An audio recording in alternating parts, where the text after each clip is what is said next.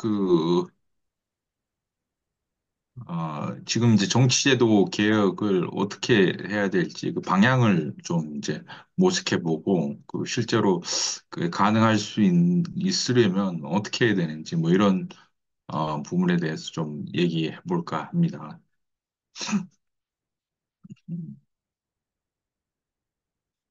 지금 이제 상당히 이제 정치제도 개혁에 대한 여론은 높아진 상태라고 봐야 될 것 같습니다.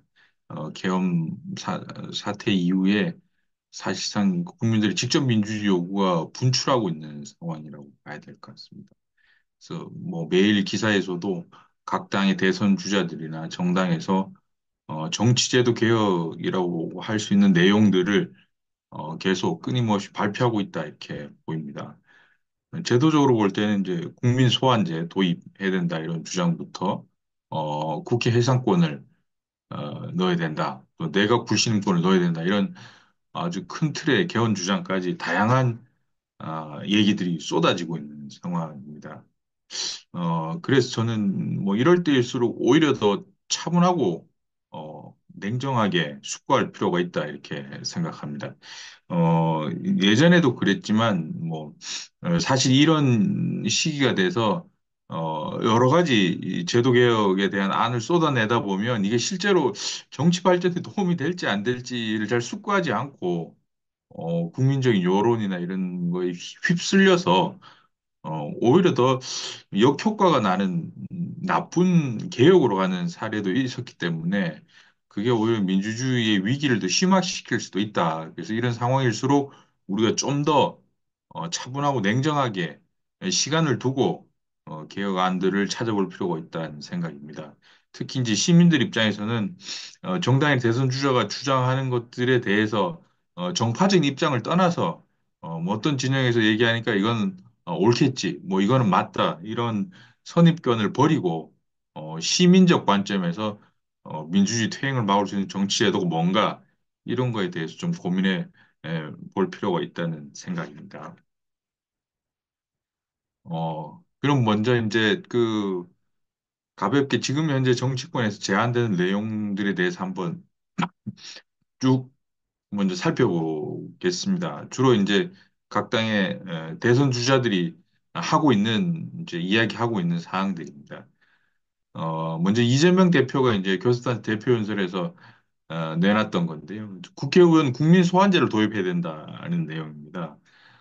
이재명 대표 내놓으면서 이제 법안 발의된 것들이 있고 그걸 가지고 실제로 국회에서 토론회도 많이 열리고 있고 합니다. 오늘도 많이 토론회가 있었는데요.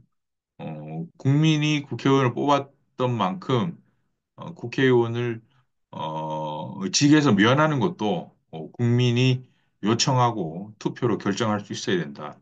이게 국민 소환제의 요체인데요.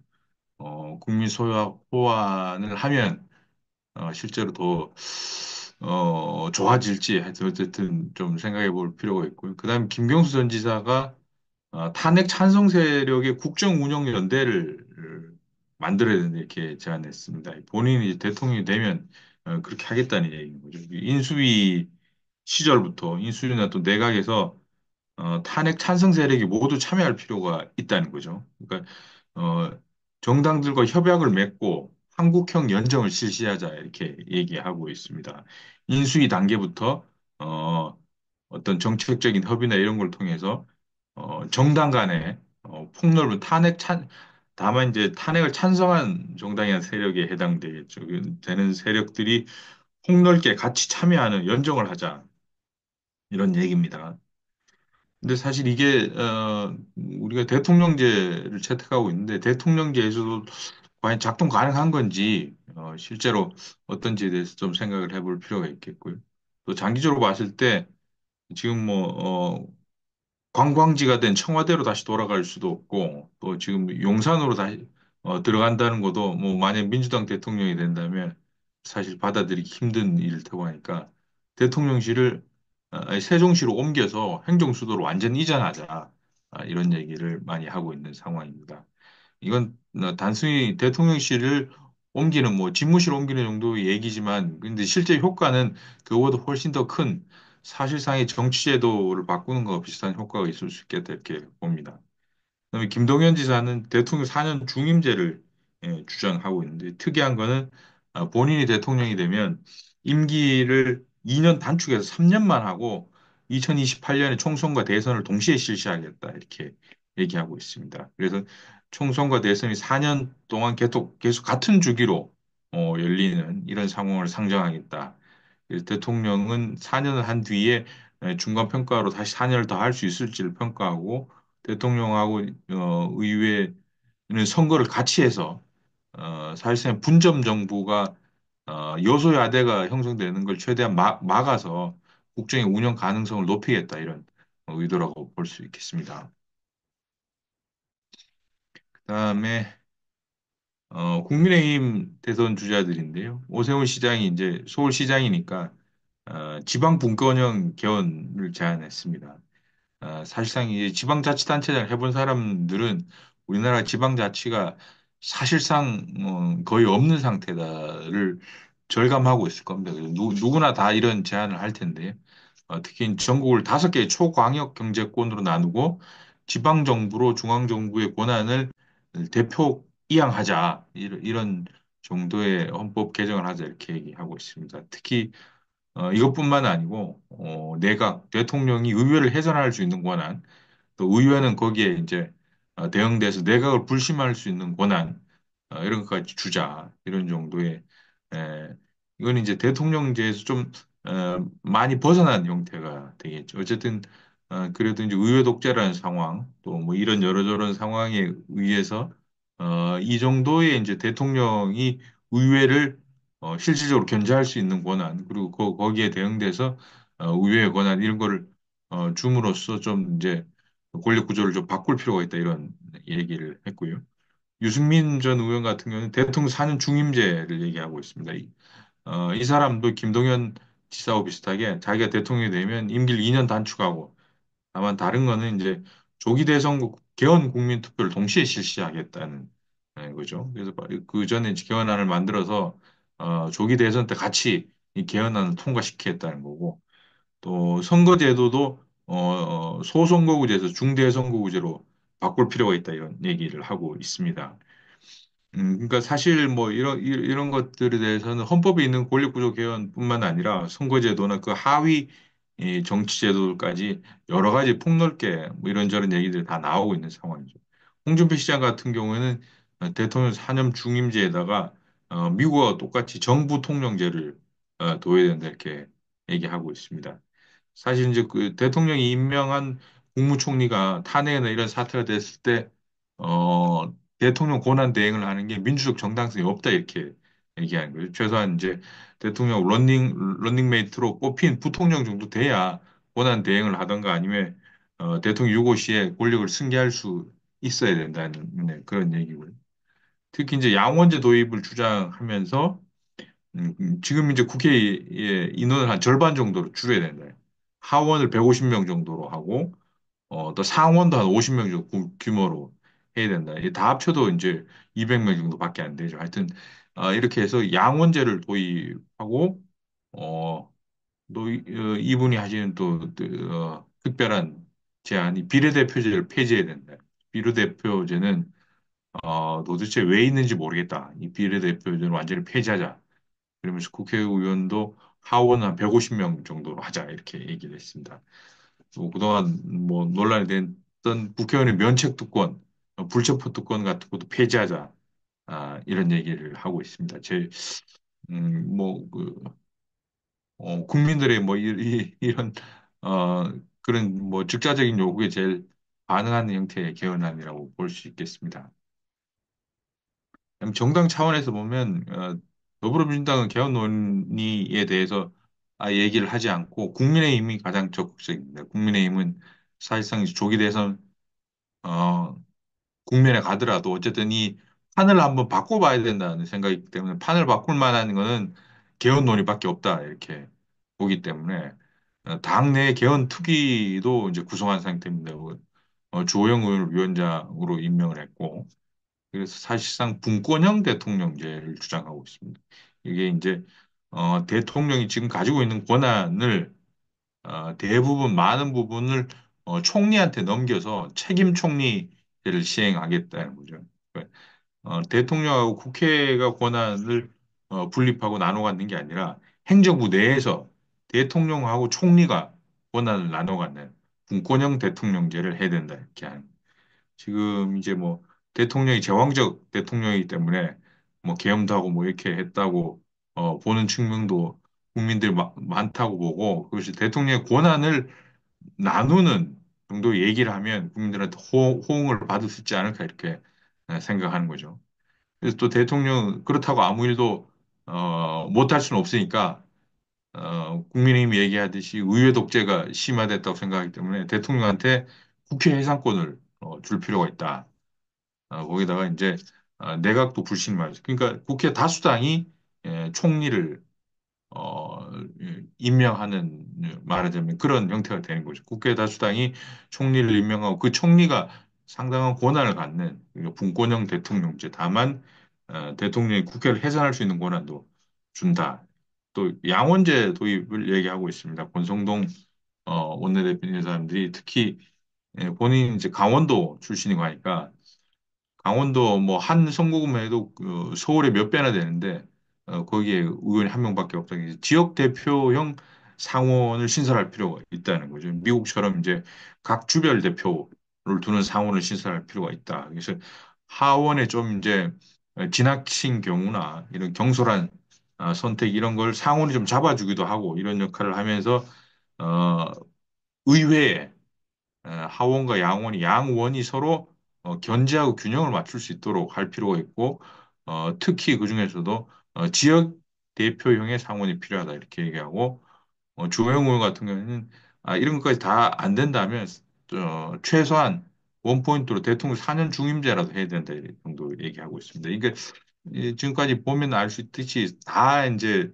논의나 제안하는 레벨이 다 다르고 헌법 개정 사항도 있고 그 밑에 하위 정치제도 개정 사항도 있고 더 밑에 뭐 어, 사항도 있고 다 일관적이지는 않습니다. 체계적으로 이게 어떤 안을 체계적으로 다 짜서 안을 제안한 상태는 아니고 지금은 말 그대로 이런저런 아이디어를 던지는 수준이다 볼 수 있겠습니다.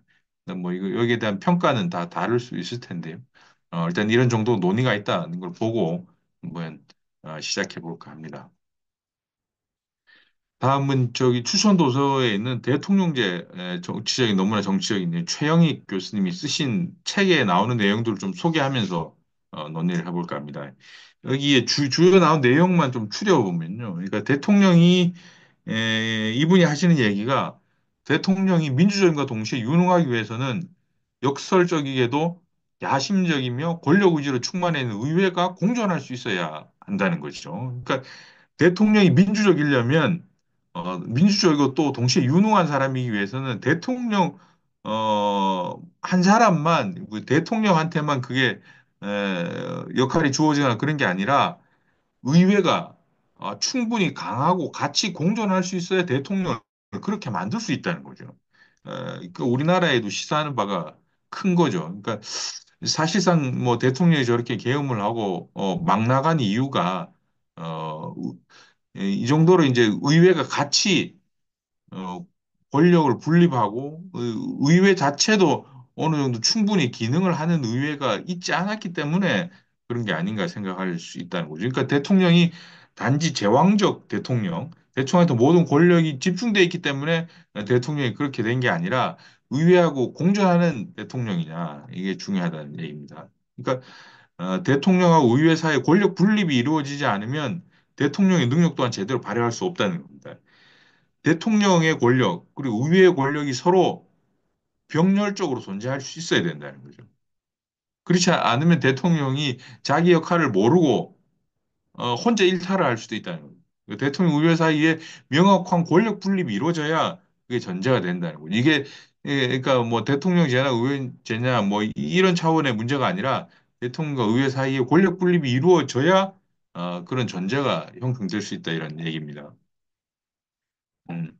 그래서 결국 이제 대통령이라는 직위, 그 직위가 정치적으로 어떤 의미인가에 대한 이해가 정확해야 된다는 거죠.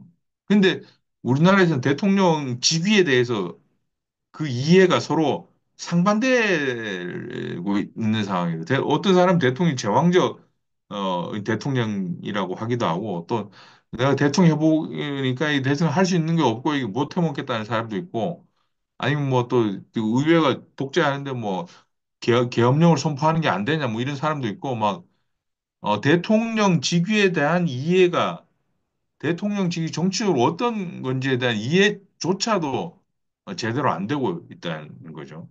그래서 최영욱 교수가 얘기하기로 한국의 대통령제 계획은 탈권위주의.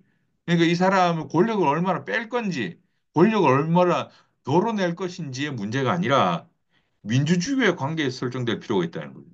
대통령 권력을 지금에서 얼마나 더 덜어내야 대통령제가 잘 작동하냐 문제가 아니라 대통령제의 정치적 의미를 살피고 민주주의와 대통령제가 어떤 관계에 있는지를 본질적으로 먼저 볼 필요가 있다는 거죠. 그러니까 대통령은 행정 수반이기 이전에 정치인이라는 거죠. 행정부를 이끄는 행정부의 공직자이긴 하지만 그런 이제 행정부 수반 말하자면 행정부 공무원이라는 인식 이전에 정치인, 자기가 정치적인 직위, 정치를 행한다는 이해가 명확해야 된다는 거예요. 그게 안 되면, 아니, 뭐, 이 법에 따라서 뭐, 계엄도 할 수 있고, 비상대권이라 주장하기도 하고, 의회가, 뭐, 예산을 삭감하거나, 아니, 본인한테 불리한 법안을 자꾸 내면은 이게 의회가 독재라고 하고, 대화를 안 하려고 할 수가 있다는 거죠. 그러니까 이 모든 거의 전제는 대통령 직위에 대한 정확한 이해, 대통령이 정치인이라는 이해가 먼저 있어야 된다는 거죠. 그래서 대통령제라는 직위는 상당히 정치적인 엄청나게 정치적인 직위다 이렇게 얘기하고 있습니다. 그래서 대통령제가 권위주의적 통치 또는 위임 민주주의로 흐르지 않게 하기 위해서는 한층 높은 수준의 권력 분산을 통해서 의회의 권한을 강화하고 정당 민주화를 실현해야 된다. 그게 바로 민주화 이후의 민주주의의 핵심 의제라는 거죠. 그러니까 대통령의 권한을 얼마나 덜어내느냐, 권한을 줄이느냐, 분권형이 아니라 어, 의회의 권한, 그러니까 의회가 대통령이 얼마나 분립할 수 있느냐, 같이 대등하게 분립할 수 있느냐가 핵심이라는. 그러니까 대통령의 민주주의 기관에도 그러니까 이 사람 자연적인 결론으로 대통령은 뭐 이제 비민주적이고 의회는 민주적인 기관이다.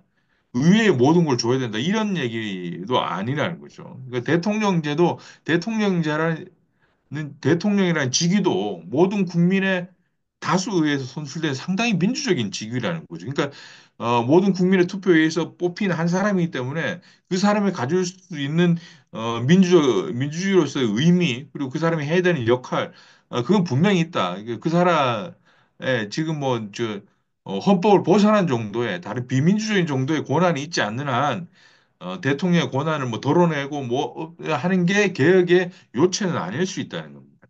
네. 대통령이라는 직위도 민주주의 확대와 심화를 위해서 중요한 기관일 수 있다. 그걸 간과하면 안 된다. 이렇게 쭉 얘기하고 있습니다. 그래서 이분이 얘기하는 이제 결론은 한국 대통령의 개혁을 위해서는 대통령 중심제를 명확히 할 필요가 있다는 겁니다. 그러니까 대통령 중심제를 명확히 하고 그 속에서 삼권이 분립되는 체제, 특히 대통령과 입법부가 분립되는 권력 분립을 실질적으로 성취할 수 있는 방향으로 개헌이 이루어져야 한다는 거죠. 그러니까 어, 지금 이제 대통령이 어, 본인이 그걸 할 수 있는 것처럼 무소불위의 권력을 행사한 것도 대통령이 실제로 헌법상의 권한이 그 정도로 많았기 때문이 아니라 의회가 그 정도로 잘 분립돼서 서 있지 않았다는 거죠. 그러니까 지금까지 이제 한국의 경험을 봐서 70년 동안 국회는 항상 약한 존재예요. 대통령이 얘기하면 들어야 되는 존재였던 거죠. 근데 대통령이 싫어하는 이게 법안을 많이 통과시킨 예가 없죠. 그만큼 국회라는 게 약한 존재였으니까요. 다 대부분이 여대 야소 상황에서 대통령의 통제를 받는 사실상 국회였던 거죠. 그러니까 여당을 통해서 대통령이 국회를 통제할 수 있었고, 그러면 대통령이 좋아하지 않은 법안이나 대통령 의도와 전혀 다른 예산 삭감을 통한 의결이라는 건 상상할 수 없었던 상황입니다. 상상할 수 없던 상황. 그러니까 그런 상황을 대통령이 못 견디는 거예요. 그동안 그동안 우리나라 국회는 그 정도로 강한 국회, 물론 지금도 강하다고 볼 수는 없는데 그 정도의 권한을 행사하지도 못하는 국회였다는 게 기본적인 디폴트 값으로 대통령들한테는 있었던. 그러니까 그런 대통령이기 때문에 지금 이 정도의 상황을 받아들일 수 없는 겁니다. 받아들일 수 없다는 거죠. 그러니까 거꾸로 바꿔서 말하면 권력 분립을 실질적으로 명확히 해야 된다는 거죠. 그게 자리 잡으면 대통령이 자기 역할을 찾을 수 있을 거라는 거예요. 아, 국회가 이렇게 하는구나. 국회가 뭐 이제 요소 야대 상황이 되면 뭐 다른 법안, 우리 정부가 지향하는 법안하고 다른 법안도 낼 수 있구나. 그 실제로 통과될 수도 있구나. 예산안도 내가 예상했던 거고 완전히 다르게 삭감될 수도 있겠구나. 그러면 내가 어떤 식으로 정치를 해야 되는지에 답이 나온다는 거죠. 내가 여기 앉아서 담화문만 발표하면서 이건 뭐 의회 독재하지 말라고 그러고 야당을 비난하거나 욕하는 것만으로는 이 상황을 해결할 수 없다는 걸 정치가 작동해야 된다는 걸 받아들이게 된다는 거죠, 대통령이. 그게 실제적으로 문제를 해결하는 거지. 대통령이 있는 권한을 뭐 찝어서 이쪽으로 총리한테 넘기거나 아니면 계엄을 선포하는데 뭐 계엄법을 어떻게 조정하거나 뭐 이렇게 한다고 문제가 해결될 게 아니라는 거죠. 대통령이 자기 역할을 명확히 인식할 수 있도록 의회하고 권력을 실질적으로 분립하는 이 상황이 돼야 대통령한테도 실질적으로 정치가 작동하는 상황을 만들 수 있다 이렇게 보는 거죠. 그러니까 당위적 차원에서 개헌을 서두를 게 아니라 지금 뭐 이게 이렇으니까 이걸 총리한테 대통령 행정 권한을 뭐 한 3분의 2 정도 넘겨주고 대통령 3분의 1만 갖고 아니면 뭐 국회도 해산시킬 수 있는 권한을 갖고 내가 구신할 수 이런 당위적 차원 개헌을 막 서둘러서 국민들의 요구를 어떻게 하면 충족시킬까 이런 방향이 아니라 개헌이 그럼 도대체 왜 필요한가 이런 것에 대한 공감대부터 먼저 형성해서 차근히 이제 논의를 할 필요가 있다는 얘기입니다. 그래서 대통령과 국회 권력 분립이 한국 대통령제 개혁의 관건이라는 거죠. 대통령 권력 어떻게 덜어낼 거냐? 대통령 권력 어떻게 덜어낼 거냐? 아니면 계엄 선포권을 대통령한테 뺏을까? 그런 얘기가 아니라 대통령과 국회가 어떻게 권력이 분립돼서 같이 존재할 수 있을까? 대등하게. 그게 한국 대통령 개혁의 관건이다. 이렇게 얘기하고 있습니다. 결국 그래서 사실 이제 그동안 대통령이 국회를 지배할 수 있었던 게 여당을 통해서 지배할 수 있었던 거죠. 여당을 통제하면 여당이 대부분 다수당의 경우가 많았기 때문에 통제를 할 수 있었다. 그 여당을 통제할 수 있는 가장 좋은 방안이 여당의 공천권을 행사한다는 거죠. 누구를 국회의원으로 만들지를 정할 수 있으면 그 사람들을 통제할 수 있는 거죠. 왜? 내가 배지를 달아주는 사람이기 때문에 나한테 절대적으로 복종하고, 어, 내 말의 범위를 벗어날 수 없을 거다. 이게 명확해진 거죠. 그러니까 사실상 대통령이 좌파에 자기 계파의 정치인을 얼마나 당선시키느냐가 제일 중요했던 거죠. 그래서 사실상의 공천권을 행사했다는 거죠. 이거는 저번 시간에 봤습니다만 2002년에 국민참여 경선이 채택된 이후에도 계속 이어져 온 거죠. 사실 지난 총선은 대통령뿐만 아니라 대통령의 부인까지도 사실 공천권을 행사하는 상황인 거죠. 이건 여당뿐만 아니라 야당도 똑같은 거죠. 야당의 대, 대표, 야당의 차기 유력 대권 주자가 사실상의 공천권을 행사하는 거죠. 그제 이제 그게 공천관리위원회의 작은 규모의 소규모 회의체가 아니라 뭐 경선을 통해서 그렇게 하든 뭐 하든 유형은 다를 수 있지만 사실상 공천권을 행사하고 있다는 거죠. 이렇게 되면 입법부가 정상적으로 작동을 할 수 없다는 겁니다. 그래서 행정부는 행정부대로 일을 못하고 입법부도 입법부대로 일을 못하는 상황이 된다는 거예요. 이게 계속 반복돼 오고 있었다는 거죠. 이게 그러니까 대통령제 뭐 권한을 뭘 드러낼 거냐 보다 이게 더 중요할 수 있는 문제라는 거죠. 그렇기 위해서 최영일 교수가 주장하는 것은 대통령직 수행에 대한 중간 선거의 제도화가 절실히 필요하다는 거예요. 이분이 얘기하는 이제 87년 체제의 중요한 성과는 대통령 직선제하고 하나는 또 대통령 단임제라는 겁니다. 대통령이 당연히 이제 국민이 뽑을 수 있는 직선제는 중요한 성과고 그게 못지않은 게 이제 단임제라는 거죠. 그러니까 대통령이 5년만 하고 물러난 단임제가 지금 절차적 민주화가 정상적으로 작동하는데 중요한 계기가 됐다. 이거를 대통령 중임제, 4년 중임제가 되더라도 4년 중임제로 바꾸면 이게 어떤 기능으로 달라질지를 장담할 수 없다는 거예요. 우리는 현재 권력에 충실하는 게 워낙 강하기 때문에 권력의 소용대로 빠지는 게 지금 사실 구치소에 가 계신데도 거기서 못 벗어나는 거죠.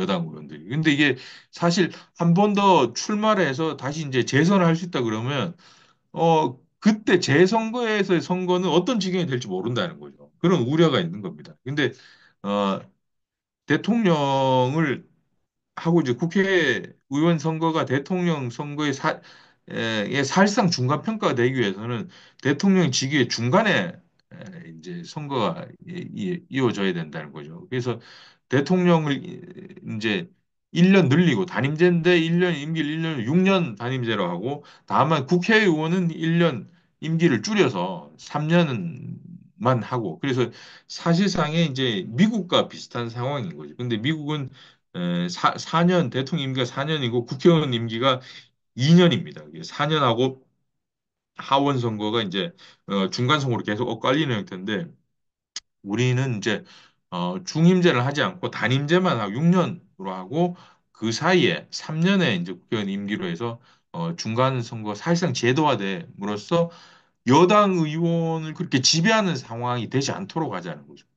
물론 이거 공정은 실제는 공천제도 개혁에 대한 얘기를 하지 않기 때문에 그게 어떻게 작동할지는 명확하지는 않지만 대통령이 6년 단임제하고 그 사이에 국회의원 선거를 중간 선거 선거의 성격으로 하더라도 이것만으로도 어느 정도 중요한 전환이 대통령의 여당 의원들을 지배하는 공천권을 지배하는 이런 상황은 좀 완화될 수 있지 않을까 이런 정도 얘기를 하고 있습니다. 이분의 얘기인데 여기에 대해서 평가는 또 다 다를 수도 있고요. 나중에 또 얘기해 볼 수 있는 기회가 있으면 좋겠습니다. 제가 이제 여기는 이제 제가 생각하는 정치제도 개혁의 방향인데요. 그러니까 평가나 판단 기준이 있어야 된다고 생각합니다. 그러니까 먼저 제일 중요한 요소는 최영희 교수님도 얘기했지만 혼합적 요소를 제거하는 게 필요하다는 거죠. 하나의 방향성을 채택해야 된다는 거죠. 그 의원 내각제, 대통령제는 원리가 서로 다른데 그게 이제 대통령제는 권력 분립의 원리가 작동하고 의원 내각제는 권력 융합의 원리가 작동하는 거죠. 우리는 이게 사실상 혼재되어 있는 형태입니다. 제일 처음에 재헌 국회에서 재헌 헌법을 만들 때부터 원래는 내각제 헌법을 만들었다가 대통령제로 그 표지만 가는 정도의 이런 이제 약간의 수정만 한 거죠. 그러니까 사실상의 내각제 헌법이 더 가까웠다고 볼 수 있습니다. 그러니까 중간에 여러 조항을 다 대통령제 정합적으로 바꾼 게 아니기 때문에 권력 융합적인 요소가 많이 포함된 형태의 에, 헌법 구조라고 볼 수 있습니다. 그러니까 대통령과 입법부가 명확히 분립되어 있는 게 아니죠. 그러니까 분립되어 있지 않은데 국회가 약하니까 대통령은 국회를 자꾸 지배하는 거죠. 대통령이 국회 역할을 침범하고 자기가 지배할 수 있다. 게다가 이제 정당을 통 여당을 장악할 수 있으니까 지배할 수 있다고 하는 거예요. 그래서 계속 이제 대통령으로 권한이 몰리고 대통령의 독주가 시작되는 거라고 볼 수 있죠. 이게 지금은 사실 그래서 그럼 어느 방향으로 할 거냐? 권력 융합적으로 갈지 권력 분립으로 갈지. 그러니까 가건물처럼 만들어진 헌법을 확실히 어느 한 방향으로 정리해서 다시 만들 필요가 있다는 생각입니다. 그리고 그래서 두 번째로 지금 현재 우리나라 사회적, 경제적, 문화적, 정치적 조건을 고려할 필요가 있다는 거지. 지금 이 상태에서 그럼 과연 국민이 선호하고 국민이 수용할 수 있는 건 어느 방향인지를 살펴볼 수 있다는 거죠. 권력 분립의 방향인지 권력 융합의 방향인지를 살펴봐야 된다는 거죠. 제가 봤을 때는 권력 융합의 방향을 동의하기는 어려울 거라고 봅니다. 어쨌든 뒤에서도 말씀드리겠지만 마지막으로 제일 중요한 게 그러면 정치도 개혁이 결국 정치 발전에 도움이 되는지 여부를 봐야 된다는 생각입니다. 앞에서 이제 대선 주자들이나 정당이 여러 가지 산발적으로 던지고 있는 여러 가지 제도 안들이 있는데요.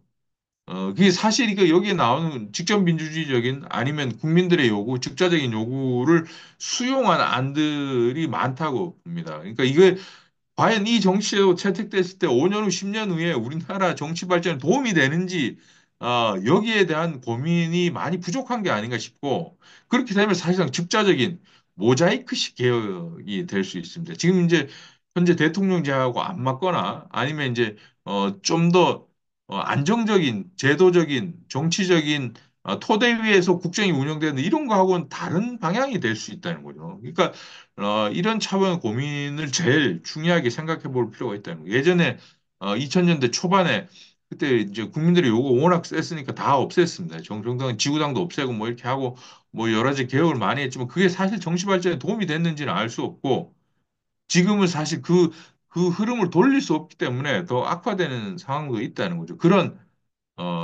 약간 이제 뭐 후에 에, 판단착오를 하지 않으려면 좀 더 이제 복합적인 고려가 필요하다 이런 생각입니다.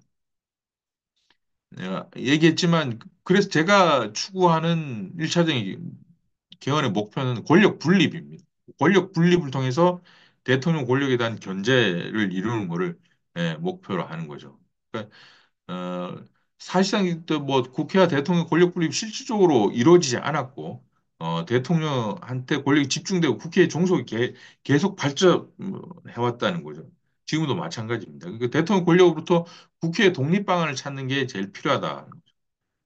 그래서 헌법상 대통령 관련된 규정 몇 개, 뭐 계엄 관련 규정을 없앤다거나 아니면 뭐 내치에 관련해서는 총리한테 준다거나 아니면 뭐 임명을 할 수 있는 자리 뭐 검찰총장을 임명하거나 무슨 뭐 음, 군대 뭐 저기 참모총장을 임명하는 그걸 없애가 뭐 이런 식의 대통령과 관련된 그 규정 몇 개, 그 권한 몇 개를 드러내는 정도의 제도 변경이 아니고 국회의 정치 행태를 변화시키는 방향으로의 개헌 방안이 모색이 필요하다는 거죠. 그래서 국회하고 대통령이 실제로 대등하게 분립될 수 있는 그런 방향을 찾을 필요가 있다는 게 제 생각입니다. 그래서 명확한 권력 분립만이 유일한 해결책이다 보고 있습니다. 그러니까 사실상 대통령 중심제에서 권력 분리 원칙이 확실하게 견지될 수 있다면 군점 정부 문제는 오히려 더 심각하지 않을 수 있다는 거죠. 이 대통령 중심제에서 권력 분립이 안 됐기 때문에 군점 정부가 되면 당황한다는 거죠. 왜? 그런 상황을 못 견디기 때문에. 권력이 분립된 상태가 아니고 항상 대통령 의회를 지배했기 때문에 이놈들이 왜 나한테 자꾸 반항하고 다 다른 방향으로 하지 이러면서 받아들일 수 없다는 거죠. 근데 대통령 중심제 사실 군정정부 되는 게 자연스러울 수고 그렇게 돼도 국정을 이끌어 가야 되는 거죠. 대통령이 정치력을 발휘하고 국회와의 관계에서 또 정당과의 관계에서 그걸 이끌어 나갈 수 있는 게 권력 분립의 원칙 속에서 나올 수 있다는 거죠. 그렇게 되면 오히려 여야 간 또는 행정부 의회 사이에서 오히려 타협적인 관행을 만들어낼 수 있는 유인으로 작용한다는 거죠. 권력이 분립돼 있고 원래부터 서로 대등하게 다른 이제 국가 기관이었기 때문에 오히려 더 타협하고 대화하고 뭐 이렇게 해야 되는구나. 저 사람 범죄자니까 난 대화도 안 하겠다. 뭐 이렇게 하면서 다른 얘기를 하면서 정치를 멀리 할 수 없는 상황이 될 수 있다는 겁니다.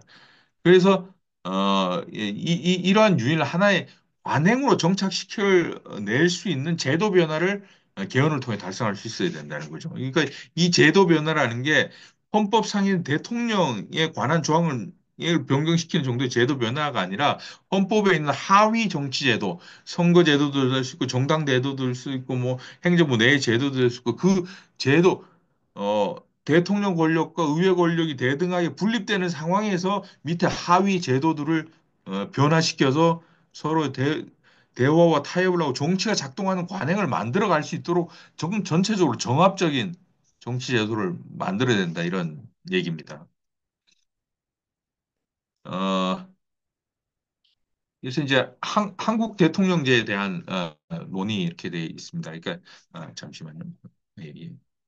그러니까 한국 대통령제가 지금 어떤 상태인지에 대한 걸 좀 더 살펴보는 겁니다. 이게 앞에서 얘기했던 매우 독특한 내각적인 요소가 특징적이게 많이 포함되어 있습니다. 국회의원이 국무위원을 겸직할 수 있는 거죠. 이게 서로 분립되어 있어야 되는 분립이 안 돼 있는 거죠. 국회의원이 행정부의 이제 장관으로 가기도 하고 이렇게 되기 때문에 권力분립된다고 볼 수 없습니다. 대통령 측의 입장에서는 국회의원 자기가 잘 챙기는 국회의원을 행정부로 언제든지 장관의 직위를 줄 수 있다고 생각하면 문제는 그런 국회의원이 두 명만 장관으로 가 있어도 나머지 2, 30명이 나도 대상이구나. 아니면 100명 다 나도 언제라도 대상자가 될 수 있구나 생각에 더 충성을 다한다는 거. 그제 이제 여당을 통제하는 기반이 된다는 거죠. 그다음에 행정부가 직접적인 법안 제출권을 할 수 있는 거죠.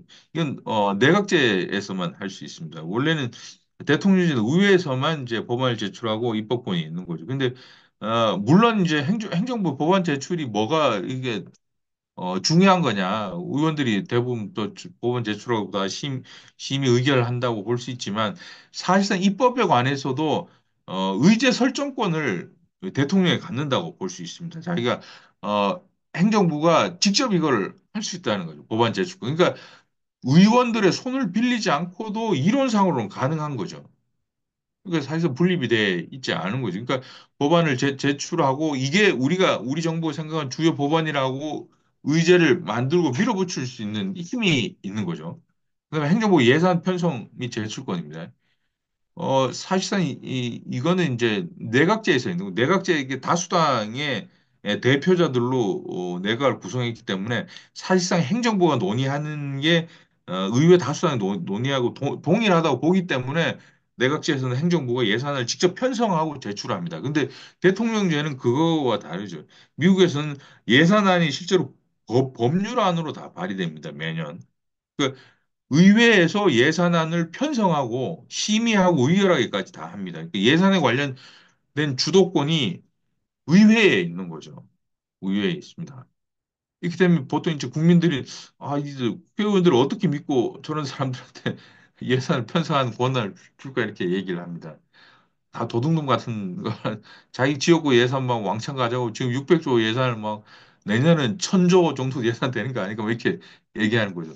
근데 사실 그렇지는 않아요. 그러니까 예산이 왜 중요하면 예산을 통해서 국회의원들이 입법이나 국회의 업무 전반을 파악할 수 있습니다. 예산의 모든 국정에 관한 문제가 다 있기 때문에 그러니까 예산 지금은 아주 수박 겉핥기식으로 예결위나 아니면 상임위에서 예비 심사 같은 걸 하죠.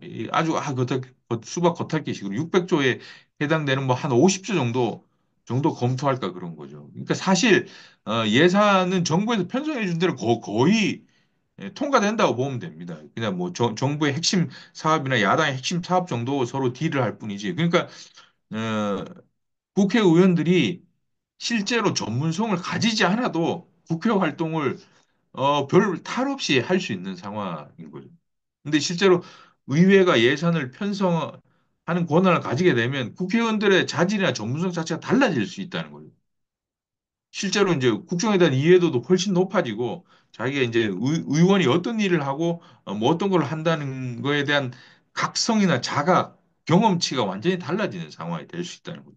그러니까 이게 대통령 의회를 지배하는 거긴 하지만 의회도 나름대로 의회로서의 충분한 실질적인 권한을 갖는데 아주 중요한 요소다 이렇게 보고 있습니다. 예산안 편성에 대해서 잘 얘기는 하지 않는데 저는 중요한 요소라고 보고 나머지 또 이제 감사원이 사실상은 이제 대통령 소속으로 돼 있습니다. 그래서 감사원장, 감사위원 뭐 이런 것들 다 행정부 소속의 감사. 그러니까 사실 감사라는 건 행정부를 감사하는 건데 행정부의 업무 일을 감사하는 건데 그 감사원의 행정부 안에 들은 물론 이제 독립적인 기관이라고 하면서 이제 헌법기관이긴 하지만 있기 때문에 근본적인 한계가 있다고 보는 거죠. 이걸 의외로 그 국회 소속으로 이관할 필요가 있다는 겁니다. 지금도 그래서 이게 감사원은 이런 컨트롤이 안 되니까 감사원장에 대한 탄핵 소추 의결을 한 게 계엄의 큰 하나의 원인이다 이렇게 얘기하고 있죠. 그러니까 이 정도로 감사원이라는 기능은 중요한 겁니다. 이걸 도대체 어디에 편제하고 어떻게 기능하게 해야 아, 좋은 상태가 될지도 고민할 필요가 있다는 겁니다. 이것뿐만 아니라 제도적뿐만 아니라 운영 측면에서도 내각제 요소가 강하게 나타난 거죠. 한국 대통령이 지금은 그렇지 않지만 예전에 다 당 총재를 겸했습니다. 내각제에서 다수당 총재가 총리가 되는 거와 똑같은 형태인 거죠. 그 총재직을 가지고 대통령이 되는 겁니다. 그러니까 행정부 입법권이 융합될 수밖에 없는 거죠. 그게 2002년, 3년에 노무현 대통령이 대통령 되면 당정 분리를 내세워서 총재를 안 한다고 했지만 문제는 그때 총재보다 지금이 오히려 더 강력한 권한을 가지고 있다는 거예요. 대통령이 당에 대해서. 그러니까 그게 더 나쁘다는 거죠. 공식적으로 당 총재직을 가지고 있으면 총재가 하는 역할, 할 수 없는 역할 이게 다 당에 정해져 있고 당의 공식 라인을 통해서 당 총재의 업무를 수행합니다. 실제 당의 직원들이 가서 총재한테 보고하기도 하고 또 그 보고 다시 피드백돼서 뭐 하게 하고 예전에 이제 당 사무처 직원이 한 명이 와도 그걸 다 대통령의 임명장을 줬습니다. 청와대 가서 임명장을 받고 하는 거죠. 그러니까 공식적인 라인이나 조직 속으로 대통령이 들어올 수 있는 거죠. 그러니까 물론 그래도 당을 지배하는 건 맞죠. 근데 지금은 그럼 당의 공식 라인을 통해서 있는 상황이 아닌데도 당을 지배하고 있는 거죠. 뒤에 비공식적으로. 그러니까 더 상황이 안 좋아진 겁니다. 대통령뿐만 아니라 영부인까지도 지배하는 거예요. 비공식 라인. 이게 그러니까 당 총재를 겸하면서 해오던 관행이 그대로 있다는 거예요. 당정 분리라는 거는 말뿐인 거고 실제로는 총재일 때보다 더 큰 통제를 하고 있다 이렇게 볼 수 있겠습니다. 그 여당 의원들의 역할이 사실상 행정부를 견제하기보다 대통령의 국정 운영을 지원하는 거죠. 지원하는. 그래서 미국이 입법부하고 행정부가 이제 서로 이제 대립되는 관계라면은 한국은 행정부하고 여당하고 같은 진영이고 야당이 다른 편이라는 거죠. 그 의회에서도 제일 의원들이 가장 민감하게 나오고 바로 반박하는 게 대통령이나 영부인에 대한 비판이 나오면 바로 뭔가 조치를 취합니다. 그러니까 사실 그게 뭐 국민 생활에 그렇게 관계 없는데도 바로 즉자적으로 뭔가 얘기를 하죠. 그게 이제 이런 구조에 있다는 것을 나타내는 걸로 볼 수 있습니다. 대통령 권력 구조의 변화 경로를 보면 이제 대통령제하고 내각제의 범주에서 보면 중간에 이원 정부제가 있다고 보면 우리는 사실상 이 중간 어디에서 변형된 거라고 볼 수 있습니다. 제가 뭐 주관적으로 이렇게 설정한 거긴 한데 재헌 때부터 이게 약간 내각제의 요소가 있었고 1차 개헌 때 대통령 직선제 하면서 대신 이승만이 내각제적인 요소를 더 많이 받아줬습니다. 그래서 내각제 쪽으로 더 오게 되고 다만 이제 어, 이 2차 개헌을 4사 5입 개헌하면서 대통령제 쪽으로 좀 더 왔죠. 그러면서 3차 개헌이 사실 내각제로 바꿨는데 이 내각제로 바꿨지만 완전히 내각제로 또 헌법을 바꾼 건 아닙니다. 그 조항을 몇 개를 바꾼 거기 때문에 이것도 내각제 완전히 가 있는 건 아니죠. 이 중간 언저리에 있는 정도의 내각제입니다. 사실상 혼합형의 내각제였다고 보고 다만 5차 개헌에서 이제 제3공화국 박정희가 쿠데타 한 다음에 63년 대통령 될 때는 이때가 대통령제와 제일 가까운 형태의 헌법 구조, 헌정 구조였다고 볼 수 있겠습니다. 이게 6차 개헌으로 삼선 개헌하면서 약간 또 이제 오른쪽으로 오고 7차 개헌 유신헌법에서는 저는 거의 정확히 이원정부제인데 프랑스식의 이원정부제 주문 대통령제죠. 그러니까 이게 혼합제적인 게 안 좋아질 수 있는 거. 그래서 혼합제라는 건 사실상 이게 이원정부제라는 게 대통령이 다수당의 이제 의회를 가지고 있고 그 다수당을 지배할 수 있으면 이게 가장 강력한 대통령제거든요. 그러니까 이원 정부제인데 사실상 아주 강력한 대통령제가 되는 거죠. 그러니까 유신헌법에서 거기서 이제 전두환 시절에 약간 또 이쪽으로 오게 왔고 결국 지금 있는 9차 개헌에서도 여기서 많이 벗어난 건 아니라는 겁니다. 많이 벗어난 건 아니고 아직 약간 혼합적인 형태에 있다는 거죠. 대통령제로 훨씬 더 가 있는 형태는 아니죠. 혼합적인 형태가 이 정도로 있는 형태라는 거죠. 그러니까 우리는 한 번도 대통령제나 내각제를 순수하게 채택해 본 적이 없습니다. 그러니까 처음부터 재헌헌법 시절에 가건물처럼 지었던 헌법을 그냥 이게 몇 개 고치지 않고 그 조항들 그냥 이렇게 온 거죠. 고친 게 이제 박정희가 쿠데타 한 뒤에만 제일 이제 많이 큰 폭으로 고친 적이 있고, 그다음에 다시 또 복귀해서 이렇게 된 상태라는. 이거를 대통령제로 갈지 내각제로 갈지 하나의 방향성으로 선택을 해야 된다. 그래서 이제 그게 좀 더 정합적으로 운영되면서 역효과가 나지 않도록 할 필요가 있다는 생각입니다. 그래서 저는 이제 순수 대통령제에 가까운 모델을 전환할 필요가 있다고 봅니다. 지금은 사실상 권력이 융합되어 있는 걸 허용하는 상태인 거죠. 그래서 권력 분리를 하기 위해서 내각제 요소를 제거해야 된다. 국무총리제도 사실상 뭐 애매한 상태로 별 의미가 없는 거죠. 없애고 정부의 법률안 제출권하고 예산안 편성권도 삭제하고 국회의원의 국무위원 겸직도 삭제하자는 거죠. 그다음에 국회가 또 국무위원 해임 건의권을 합니다. 사실은 내각제에서 국회가 내각 불신임권이 있던 걸 불신임권을 낮춰서 해임 건의권 정도로 준 거죠. 이거는 뭐 사실 해임 건의한다고 이제 해임을 받아들이지도 않고 정쟁적인 요소만 또 남아 있는 거죠. 이게 왜 불필요하고 감사원도 국회 이관할 필요가 있다는 거죠. 그러니까 저는 생각하기에 대통령의 6년 단임제보다는 단절적 장기적 정부에서 좀 중장기적 시계로 갈 필요가 있다. 그러니까 자기가 한 번 단임하고 나갈 생각이면은 너무 무책임하게 행동할 가능성이 많다는 생각입니다. 그래서 한 번 더 선택이 대통령의 재임 기간에 대한 선택을 줄 수 있는 4년 중임제로 개정을 하자는 거죠. 이게 이제 사실상 재선 선거 중간 평가기도 하고 그렇다는 겁니다. 게다가 사실상 이제 다음번 대통령이 임기를 3년으로 단축하지 않더라도 어, 지금 조기 대선이 만약 실시된다면 그걸 전제로 하면 5년을 다 채워도 4년 이제 다음번부터는 4년 중임제로 개헌한다면 그 주기가 맞아 들어갑니다. 대통령 2025년에 선거하고 다음 대통령 선거 2030년이거든요. 그럼 이제 2028년 총선을 하고 2030년에 대선을 하게 되는 거죠. 그러니까 미국처럼 중간 선거가 되는 겁니다. 그러니까 지금은 이제 대선 후보들이 국민들 관심을 끌려고 자꾸 임기를 2년 단축하겠다. 그런데 2년 굳이 단축하지 않아도 조기 대선을 만약에 만들어 준다면 조기 대선이 된다면 4년 중임제 개헌을 하게 된다면, 다음번 대통령은 뭐 5년 임기를 다 채워도 자기 임기 내에 4년 중임제 개헌으로만 하게 된다면 대통령과 총선이, 4년을 서로 중간에 해서 하게 되는 중간 평가식 선거가 제도화되게 돼 있다는 겁니다. 그래서 뭐 굳이 3년으로 자기 임기를 단축할 필요도 없고 합리적인 개헌에 대해서 시간을 두고 합의만 해주면 된다 이런 생각입니다. 근데 문제는 이 모든 변화의 전제 조건, 정치제도 변화의 전제 조건은 온전한 정당 정치가 정착돼야 가능하다는 거죠.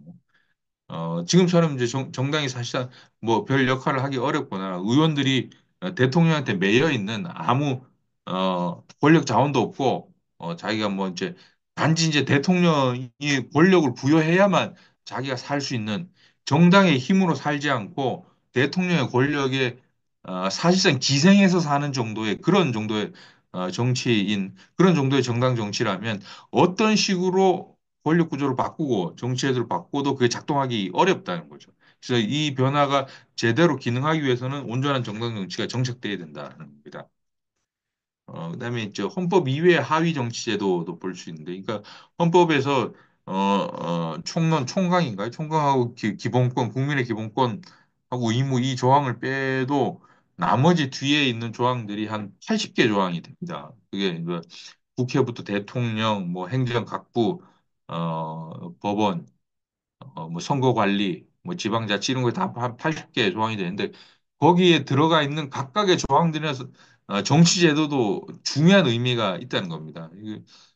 그것뿐만 아니라 거기 관련된 뭐 헌법에 관계되는 법률, 헌법 관계 법률도 정치제도 포괄되는 법률들이죠. 공직선거법 같은 선거제도, 거기에는 이제 비례선거 대표성을 증대할 수 있는 선거제도, 또 선거운동의 자유를 확대할 수 있는 선거법, 뭐 이런 선거제도 변화, 정치제도, 그러니까 헌법 위에 하위 정치제도 중요하다는 거고, 어, 쭉 얘기했지만 정당제도, 그중에 제일 중요한 공천제도 개혁이 중요하고, 또 정당 설립 요건을 완화해서 정당 설립의 자유를 좀 실질적으로 자유를 보장해 줄 필요가 있다. 그러니까 헌법 8조하고 여러 가지 우리 정당법하고 부딪히는 면이 있습니다. 복수정당제하고 정당 설립을 자유라고 했는데 실제로 자유롭게 되지 못하는 측면이 있죠. 그런 부분을 좀 손을 볼 필요도 있고 정당 조직의 자율성을 보장. 정당 조직을 마음대로 만들 수도 없게 하는 상태다. 또 지역 정당을 호용할 필요도 있다. 이런 권력 구조의 제일 상위 차원의 정치제도뿐만 아니라 헌법 위의 하위 정치제도를 손보고 이런 걸 다듬는 작업도 같이 할 필요가 있다는 생각입니다. 근데 문제는 이게 바꿨으면 좋겠는데 선거제도만 하더라도 선거제도 개혁의 대안에 대해서 사실상 합의가 거의 불가능해 보인다는 점입니다. 이게 민주화 이후에 단순 다수 소송 공무제를 30년 넘게 40년 가까이 했는데 결국 변하지 않았습니다. 딱 한 번 변화한 적이 있는데 그 이제 준연동형 비례대표제를 2020년에 도입했습니다.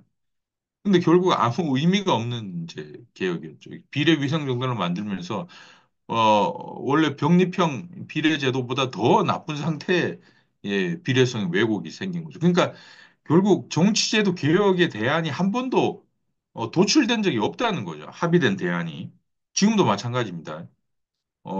이걸 뭐 권역별 연동형 비례대표제로 할지 뭐 여러 가지 뭐 중대 선거구제로 할지 도농복합형을 할지 얘기는 많은데 어, 정치권에 맡겨 놓으면 절대로 합의가 도출 안 될 거라는 거죠. 그리고 합의가 도출되지 않는 게 현실 정치에는 더 유리하다는 거죠.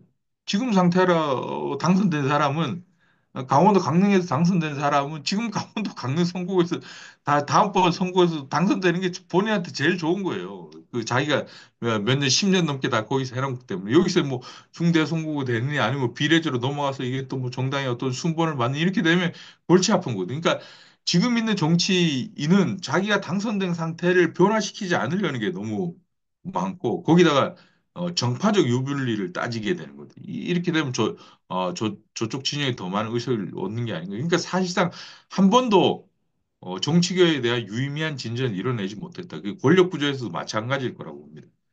민주당에서는 뭐 권력 구조 개편 논의 자체를 받아들이지 않을 테고 국민의힘만 주장하고 이렇게 결국 그런 것도 쉽지 않을 거예요. 그러니까 지금까지와는 다른 방식의 정치제도 개혁 방안을 모색할 필요가 있다는 거죠. 그게 저는 이제 시민의회를 통한 개혁을 추진할 필요가 있다는 겁니다. 그러니까 지금까지 정치제도 개혁의 내용에 대해서 주로 논의했다. 이게 대통령 중심제로 갈지, 뭐 이원 정부제로 갈지, 분권형 대통령으로 갈지, 내각제로 갈지, 그러니까 아니면 선거제도에서 권역별 비례로 갈지, 뭐 이제 병립형 비례로 갈지 이런 어떤 선거제도를 도입할지 그 내용에 대해서 주로 논의했다면 이제는 방법론을 달리 해볼 필요가 있다는 거죠. 그게 이제 제3자적인 시민들의 수기기를 통해서 개혁의 대안을 도출하자는 거죠. 지금까지 전혀 통하지 않았던 현실 정치권에 맡겨놓아서 되는 일도 없고 안 되는 일도 없는 이런 상태가 아니라 제3자적인 시민들의 수기기를 통해서 개혁의 대안을 노출하자는 겁니다. 시민의회는 뭐냐 대부분 많이 들어보신 분도 많겠지만 사실 선거로 뽑힌 대의기구들은 본질적으로 대표성을 확보하기가 어렵습니다. 그러니까 사실상 엘리트가 선출될 가능성이 아주 많은 거죠. 이게 지금 있는 국회의원들의 분포를 봐도 그렇습니다. 대부분 뭐 법조인 출신이거나 교수 출신이거나 우리 사회의 엘리트라고 볼 수 있는 사람들인 거죠. 그러니까 대표성이 폭넓지 않습니다. 연령으로 봐도 마찬가지고 대부분 5, 60대 뭐 이런 분들이고. 그러니까 선거로 뽑히는 지금 현재 대의기구는 일단 먼저 대표성에서 부족하다. 그리고 나서 그러니까 당연한 결과로 주권자들의 요구에 신속하게 반응하는 반응성도 떨어진다는 거죠. 그러니까 그래서 시민의회는 지금 있는 선거로 뽑는 기재하고는 다르게 대표를 구성하고 그게 이제 추첨이라는 얘기입니다. 추첨이 이제 민주 혁신을 도모하기 위한 새로운 선발 기제라고 보는 거죠. 그러니까 시민의회는 추첨을 통해서 참여의 직접성, 누구나 선택될 동일한 확률을 가진다는 거죠, 국민들이. 참여의 직접성과 대표성의 수준, 대표성은 훨씬 높을 수밖에 없는 거죠.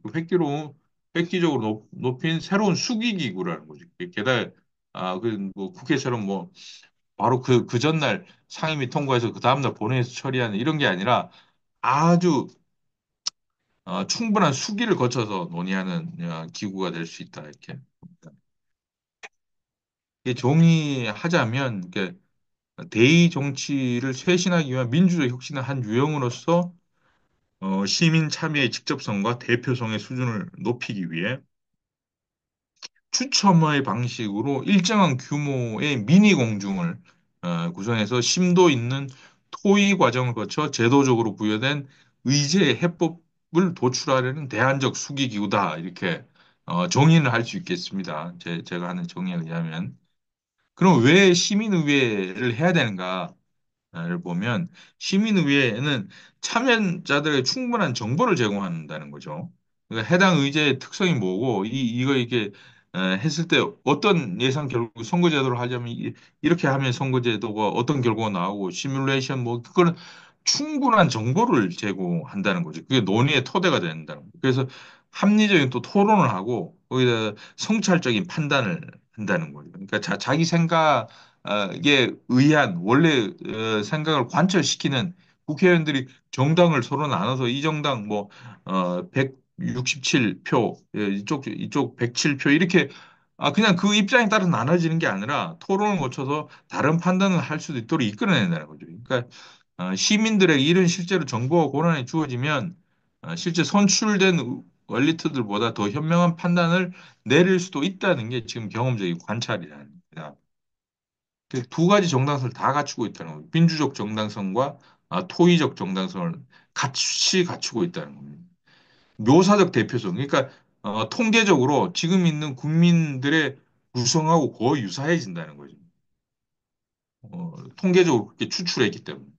그러니까 민주적 정당성이 있는 겁니다. 그래서 기존의 대의제 의원도 민주적 정당성이 있다. 근데 대부분의 국민들은 우리 손으로 뽑지도 않았는데 그게 무슨 민주적 정당성이냐 이렇게 얘기를 할 수 있겠는데요. 그러니까 선거라는 것도 하나의 게임의 룰인 거죠. 우리 선거를 통해서 우리 대표들을 선정했다는 거고 대표들 선정한 룰 자체가 우리 선거가 아니라 추첨, 통계적 방식이면 추첨이라고 하면 그것도 모든 주권자들 사이에서 나온 거기 때문에 충분히 민주적일 수 있다는 거예요. 민주의 정당성 이 있다는 거. 그게 오히려 선거보다 더 민주적 정당성을 갖출 수도 있다는 생각이.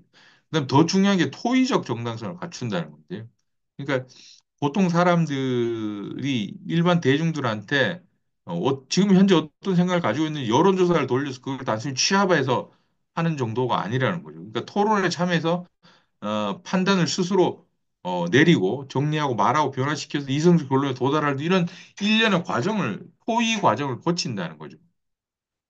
보통 이제 사람들이 보기에 시민의회라 그러면 그냥 시민단체 대표들 모아가지고 그냥 이런저런 생각을 정리하는 게 아니냐고. 그거하고 완전히 다르다는 거예요. 단순히 시민단체들 회합을 통해서 그 사람들의 선호나 주장을 종합 정리하고 구별된다는 거죠. 그러니까 또 조합주의적인 협의가 있습니다. 지금 우원식 국회의원이 자꾸 하는 건데 사회적 대화 기구를 만들자고 하죠. 그러면 이제 각 제 최상층 그룹의 대표자들이 모이는 거죠. 민주노총 위원장, 한국노총 위원장, 이쪽 경총 뭐 이렇게 다 대표자들이 모여서 그냥 거래나 협상하는 기계적 결론의 조정하고 다르다는 거예요. 그러니까 또 시민의회의 참여자들은 선거 구민 자기가 어디 뽑힌 선거 구민이나 정당에 구속되지도 않을 거라는 거죠. 그러니까 자신이 결정하는 거에 대해서 어떤 거래가 필요 없는 사람. 이게 결국 토의적 정당성을 충족시키는 토대가 될 수 있다는 겁니다. 그래서 결국 생각을 달리하는 사람들 사이에서도 같이 토론하고 수기할 수 있는 공적 공간이 바로 시민의회가 될 수 있는 거다. 이게 훨씬 더 질 높은 선택과 결과를 도출할 수 있는 방법이다. 이렇게 보는 겁니다. 그러니까 지금 이제 계엄과 탄핵 국면에서 이제 제가 생각한 하나의 해법입니다. 민주주의의 위기를 시민들의 힘으로 항상 이제 위기 상황을 극복하고 수습하긴 하는데 다시 아마 조기 대선이 치러지고 다시 새로운 정부가 들어오면 다시 언제 그런 일이 있었냐는 듯 평온할 겁니다. 평온하고 시민들의 힘이 발휘될 수 있는 건 전혀 찾아볼 수 없을 겁니다. 자신들의 논리로 다시 그 속에서 굴러가기만 하는 거예요. 그래서 결국 시민들은 민주주의의 최후 방어선, 절대로 이제 받아들일 수 없는 최후적인 상황이 오면 거기에 이제 본인들의 힘을 발휘하는 이런 최후 방어선으로만 기능하고 그 방어 다 하고 나면 대의제 정치의 원래 정치권이 그 역할을 하도록 넘어간다는 거죠. 그래서 일상적 기능 개선이나 제도 경로 설정 이런 데서 시민들이 하는 역할 하나도 주어지지 않는다는 거예요. 그러니까 결국 이런 상황이 반복되니까 다시 이렇게 민주주의가 마지막까지 밀리는 상황이 계속 반복된다는 거예요. 그때만 다시 나와서 또 추운데 또 시위하고 뭐 아니면 뭐 계속 이제 뭐 요구를 해야 되고 국민들만 그 어려운 과정을 겪고 그 과정을 넘기게 되면 다시 국민들이 할 수 있는 역할은 없어지고 이게 계속 반복되면서 퇴행이 점점 심해지고 있는 거 아닌가. 그래서 지금은 새로운 방식으로 시민 권력이 나서야 된다. 그래서 위기에 처하기 전에 선제적으로 그 흐름을 차단하기 위해서 시민들의 적극 역할이 주어져야 된다는 겁니다. 그래서 제도 정치권의 대의 권력이 독점해왔던 사안들 중에서 일부를 시민 권력이 나누어 맡아서 양자가 실질적으로 결합할 수 있어야 민주주의가 더 강해질 수 있다 이렇게 생각합니다. 그러니까 대의 권력과 시민 권력의 실질적인 결합, 평상시에 일상적인 정치에서 그렇게 될 수 있는 방법을 찾아야 되고 그게 계엄과 탄핵 국면 이후에 주어진 중요한 과제다 이렇게 보고 있습니다. 근데 마지막 남은 우려 사항은 시민의회가 책임성이 어떻게 있느냐 이렇게 얘기하는 부분이 있거든요. 이 부분 뭐 짚어볼 필요가 있는데요. 시민의회 사실 추첨해가지고 사람들을 모아놨는데 그 사람들이 자기가 뭐 내가 이런 걸 하겠다고 그 유권자한테 주장해서 선거로 뽑힌 사람들도 아니고 나중에 시민의회 끝나고 흩어지면 그 사람들 뭐 직권 남용을 했는지 뭘 했는지 이제 불러가지고 처벌을 할 수도 없고 그러니까 그 사람들은 무슨 책임성을 담보를 할 수 있느냐 이런 우려를 많이 합니다. 근데 이거는 실제로 시민의회를 실행해 본 해외 사례들을 참고해서 볼 필요가 있는데요. 그러니까 그때 해외 사례를 보니까 시민회에 참여한 시민들이 실제로 어려운 이슈들에 대해서도 상당히 높은 수준의 능숙함을 발휘해 나가다는 겁니다. 그러니까 특히 이제 자신들이 참여해서 노력해서 어떤 결과를 도출해낸 게 이게 대의 정치권에서 진지하게 받아들여질 거라는 전제가 있으면 그 믿음이 있으면 시민들의 책임 의식이 더 높아진다는 거죠. 그게 이제 경험적으로 드러났다는 겁니다. 한 가지 책임성을 증가시킬 수 있는 게 그 의제가 중요하면 중요할수록 책임감도 더 늘어난다는 겁니다. 중요한 의제일수록 이게 시민들 내가 선거나 뭐 이런 걸 해도 하는 게 아니고 단순히 이제 추첨으로 뽑혀 왔지만 내가 다 시민들의 대표로 이런 아주 중요한 일을 하는구나를 느끼게 되면 책임감도 자연히 높아진다는 거죠. 그러니까 적절하게 권한이 부여될 경우에 정치제도 개혁이나 이런 중요한 사안을 논의하는 시민의 참여자들은 충분히 책임성을 담보할 수 있을 것이다 이렇게 보는 겁니다.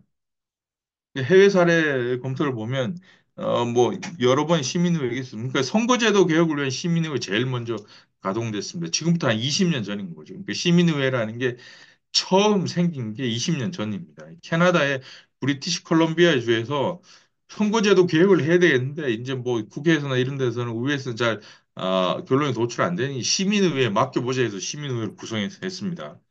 그래서 실제로 새로운 방안으로 이제 선거제도 개혁안을 냈습니다. 그게 이제 어, 단기 이양식이라고 새로운 방안이었는데 뭐 그걸 냈고 그다음에 2006년에도 캐나다의 온타리오주에서 했습니다. 이게 다 이제 근데 지방 정부 수준인 거죠. 주 차원에서 이런 걸 냈고 이제 국가 차원에서 네덜란드가 역시 선거제도 개혁을 위한 시민의회를 가동했던 사례에 해당됩니다. 그다음에 아일랜드가 시민의회를 제일 활발하게 하고 있는데요. 2012년부터 2023년까지 6차례에서 사실상 준상설 시민의회를 가동하고 있습니다. 시민의회와 또 거기 결론을 도출하면 시민의회 결론에 대해서 국민투표에 회부했습니다. 그래서 시민의회 국민투표 결합을 통해서 최종적으로 낙태죄를 폐지하거나 이런 헌법 개정에 성공하기도 한 거죠. 그 이후에 영국, 독일, 프랑스, 뭐 유럽 여러 나라에서 이제 시민의회 실험이 더 확산됐고 최근엔 벨기에하고 프랑스에서는 상설 시민의회가 설립되기도 했습니다. 이 시민의회에 대해서는 다른 강좌를 하고 있는 김주영 교수가 많이 연구를 했고, 그걸 대부분 많이 가져왔습니다. 그 아이디어가 중요하다고 생각합니다. 시민의회 구성 방법을 보면, 구체적으로 좀 소개를 하면, 일단 선거권자 전체를 대상으로 통계적 추출을 통해서 일정 인원을 대상자로 선정한다는 거죠. 전체, 뭐 일정 지원자가 아니라 전체 있는 선거권자 4,500만 정도 전체를 대상으로 통계적 추출을 한다는 겁니다.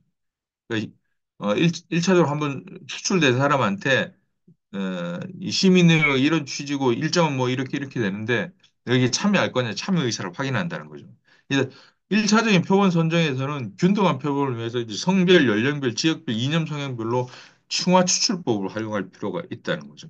그러니까 그러면 저 균등한 표본이 뽑혀질 수 있다는 거죠. 그러니까 최근 계엄하고 탄핵 사태가 있어서 균열이 상당히 우려할 만한 수준이기 때문에 시민의회 구성하더라도 이게 상당히 뭐 어느 진영이 편향된 기구가 아니냐 이렇게 되면 논의 자체를 못할 수도 있다는 거죠. 그래서 정치 고관여 지난 극단적 성향의 대상자들이 과대 대표들을 막기 위해서 이 표본 선정 작업에서 잘 설계를 할 필요가 있다는 겁니다.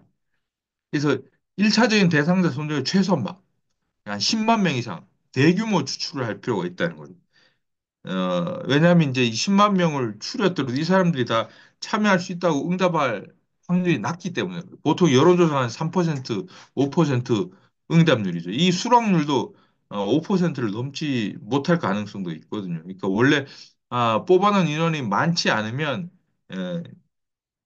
내가 거기 갈 수 있다, 수락할 수 있다고 얘기하는 극단적 성향의 사람들만 뽑힐 수 있기 때문에 편향성 시비에 걸릴 수 있기 때문에 1차로 최대한 많은 인원을 추출한 뒤에 수락률을 높일 수 있는 방법을 찾아야 된다. 이렇게.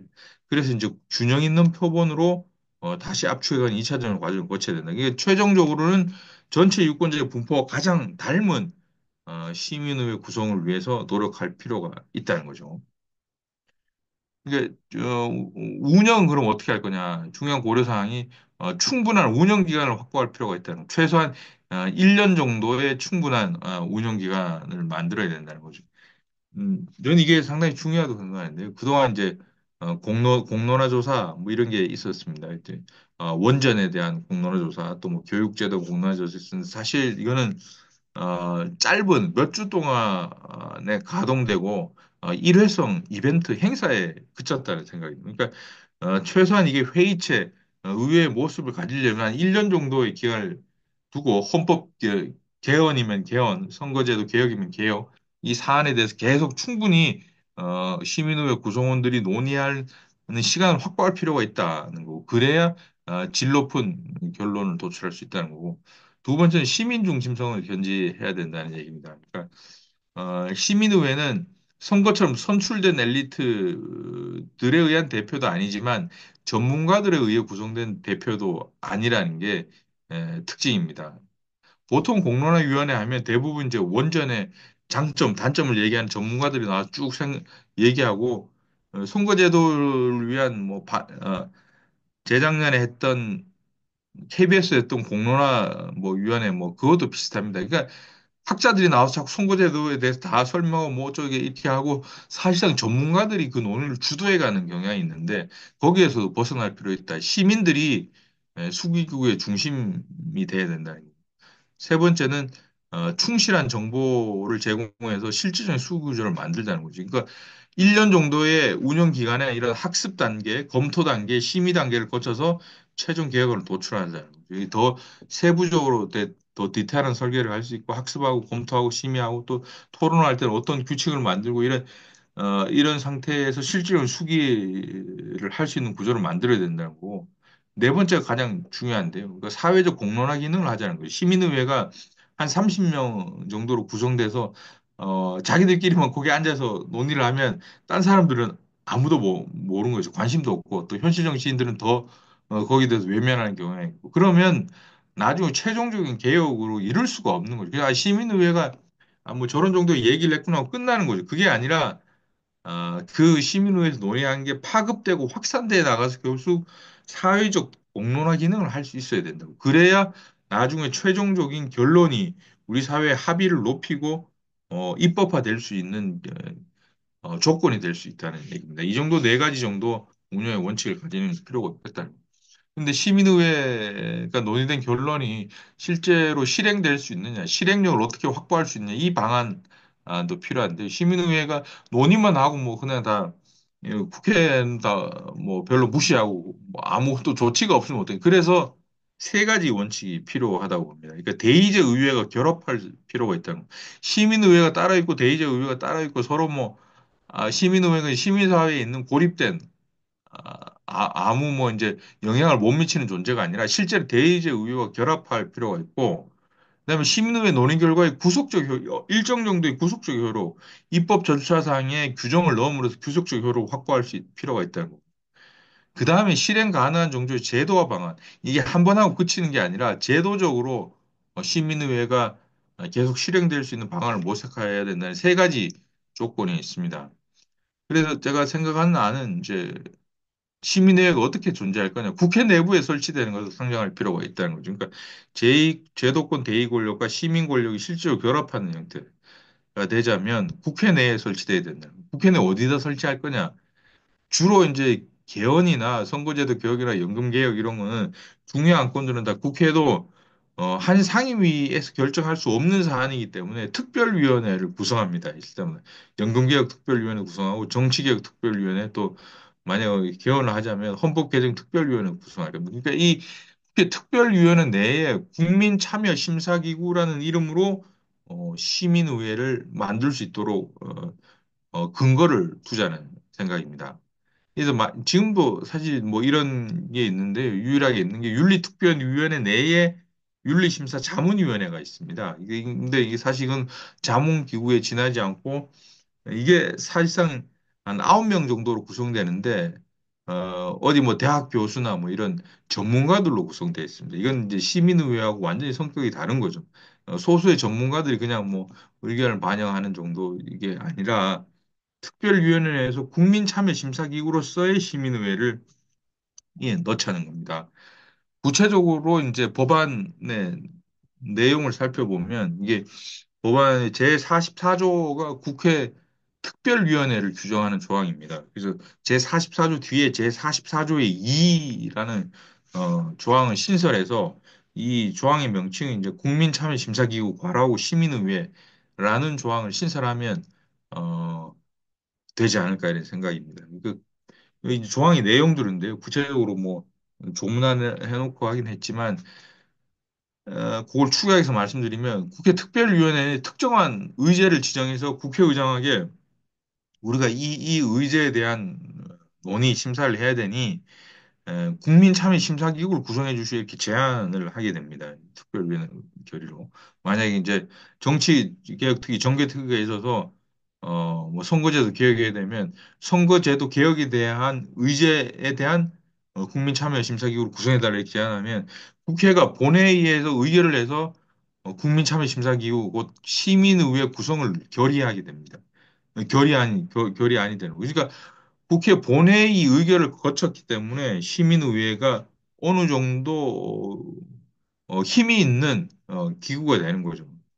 그래서 그 내용은 무작위 추첨에 의한 시민의회로 200에서 250명 규모의 회의체로서의 시민의회를 구성한다 이렇게 돼. 그러면 아까 이제 구성 방법에서 봤던 그런 방식으로 이제 구성하게 되는 거예요. 그러니까 너무 인원이 많으면 300명을 넘어가면 실질적인 수기 구조가 작동하기 어렵고 너무 100명이 안 되고 뭐 2, 30명 정도 되면 너무 소수기 때문에 통계적 대표성을 맞추기도 어렵기 때문에 한 200에서 250명 규모가 적당하지 않을까 합니다. 그리고 더 세부적인 구성과 운영에 대해서 다시 국회 규칙을 만들어서 국회 규칙에 국민참여심사기구 구성 및 운영에 대한 규칙을 만들어서 이제 어, 규정할 수 있겠다 이렇게 생각하고요.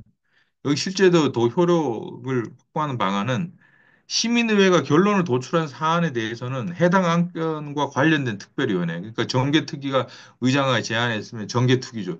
정개특위가 제적위원 3분의 2 이상의 찬성으로 한 차례에 한해서만 시민의회에 다시 이걸 논의해서 제의해 주시 요구할 수 있다는 거죠. 그러니까 시민의회의 이제 결론을 바로 본회의에 부의하거나 이제 이의가 없으면 아니면 이게 좀 잘못됐다, 부적절하다고 싶으면 특별위원회가 다시 3분의 2 찬성으로 심의를 한 번만 돌려보낼 수 있다는 거예요. 그럼 시민의회를 다시 심의해서 다시 또 특위로 보내겠죠.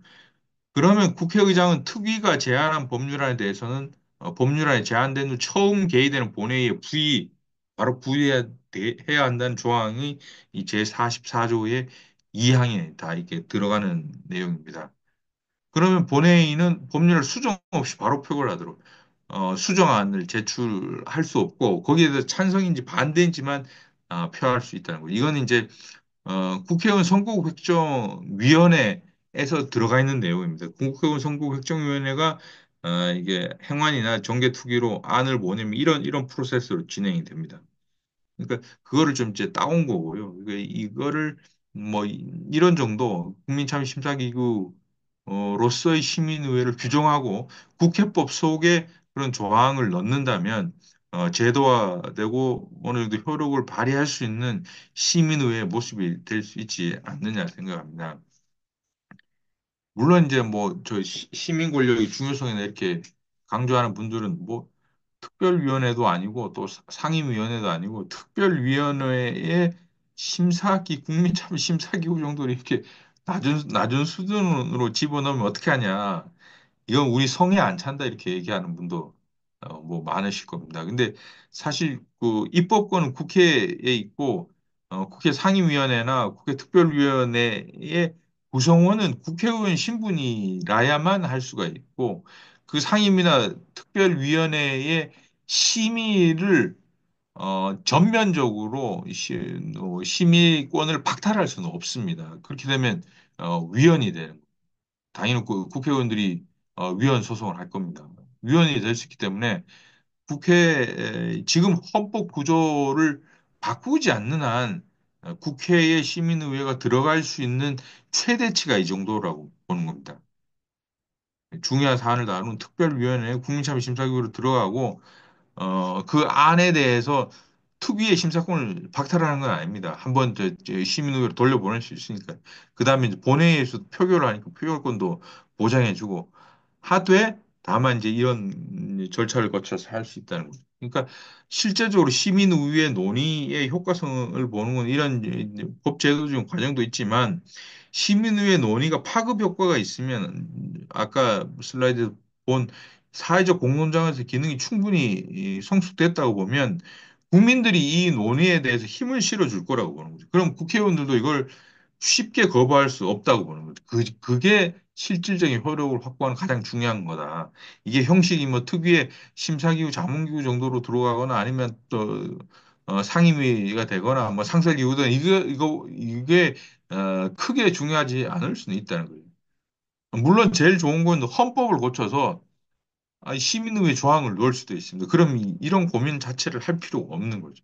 특정한 사안에 대해서는 시민의회에 회부한다거나 아니면 시민들이 한다고 이렇게 할 수 있는데, 어, 그게 정치 발전에 도움이 되지 않을 수 있다는 거죠. 그거는 지금 있는 우리나라의 헌정 체제하고 완전히 다르고 작동 원리가 다르기 때문에, 대의제 민주주의와 시민 권력이 결합할 수 있는 양상의 어느 정도의 이게 합리적으로 결합하는 양상이 아닌가 하는 겁니다.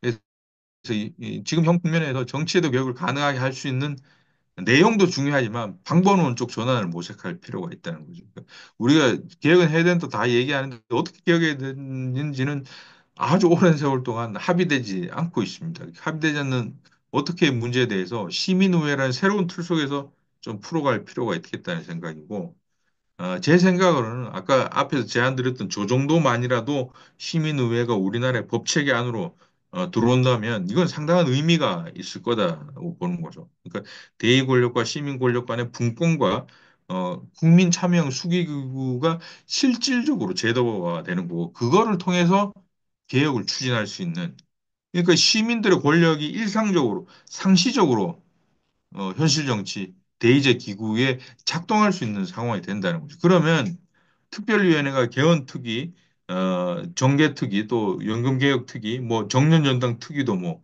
민주당이 만들자고 하는데 그 특위가 이런 안건들을 주요 의제들을 국민 참여 시민의회에 맡기고 그걸 구성을 이제 본회의에 의결해서 시민의회를 가동하면 사실상 네다섯 개 여러 가지 때에 따라서 여러 가지 형태의 시민의회가 동시다발적으로 작동하는 상태가 될 수 있다는 거죠. 그거는 한 200명, 250명 사이의 시민의회가 다섯 개면 돼도 1000명이 넘는, 그러니까 다섯 개의 시민, 각각 다른 주제를 다루는 시민의회가 있는 거죠. 그거는 지금하고, 정치제도의 운영 모습이 완전히 달라질 수 있다는 거죠. 상당히 역동적인 민주주의 모습이 될 수 있을 거고, 그게 하나 정치제도 개혁의 바른, 길을 잡는 우리 민주주의가 퇴보하지 않도록 새로 질이 높아질 수 있는 계기가 될 수 있지 않을까 이렇게 생각합니다. 이게 또 너무 또 오래 말씀드렸는데 예, 제 말씀 이걸로 마치겠습니다. 감사합니다.